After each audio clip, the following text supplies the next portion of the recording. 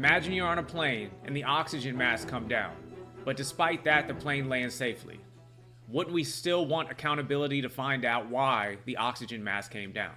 It's the same thing with our adoption journey. Hey viewers, it's Curtis Campogni, founder of C.A.P.E and C.A.P.E Conversations. You might have noticed the stream looks a little different today. That's because right now, as you're watching this, I'm at the Boys and Girls Club in Pinellas County, dropping off donations that our kids gave as a way of paying it forward. Being part of the Florida and adoption system in Florida gave our family so much, so this is one way we can give back. But if you know anything about me, I think there's a more impactful way we can give back, and that's with contributing to solutions that can inspire real change. So today I want to talk with you about something that may or may not be tracked. It's called a contested adoption.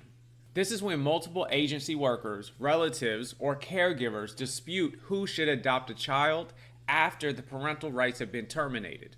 This means the child is available for adoption, looking for a forever home, but there are multiple opinions on where that child should be placed. These contested placements lead to filings, additional hearings, court appearances, bureaucratic delays while the child just sits in limbo waiting for their forever family. In some cases, the child stays right where they are, already in school, bonding with family and friends. In other cases, the child gets removed from that situation and placed in a new one. And according to the 2024 Adoption Incentive Report, the average length of time that a child is in the system post-TPR can be upwards of 13 months. But here's the real issue. Is 13 months the standard time? Is 13 months reasonable? Is 13 months just what it needs to be, considering all the pieces that have to come together for a child to be adopted? Well, here's the issue. We don't know. All of the public data that I find shows removal to TPR, TPR to adoption, and total length of stay. It also shows total number of adoptions finalized and the total number of children eligible for adoption during that fiscal year. So the good news is it does show the length of stay in months from last removal to termination of parental rights and termination of parental rights to adoption. This means we have a number where we can then say, all right, how do we get this number down? 13 and a half months. Is that too long? But here's the issue. That 13 and a half months, we don't know how many contested adoptions contributed to that final number. We don't know the nuance behind that 13 and a half months. Is that number because multiple caregivers wanted to adopt a child and it took time to figure out where that child's forever home should be? Is that number because of bureaucratic delays with the Adoption Application Review Committee? Is that number because there was a relative in play that did not know that that child was going to be eligible for adoption, found out late, and then expressed interest? Is that number because that child had specific needs that they could not find an appropriate caregiver to match them with? Is that number because a different caregiver came out of the woodwork to express interest who previously said they did not have an interest in said child?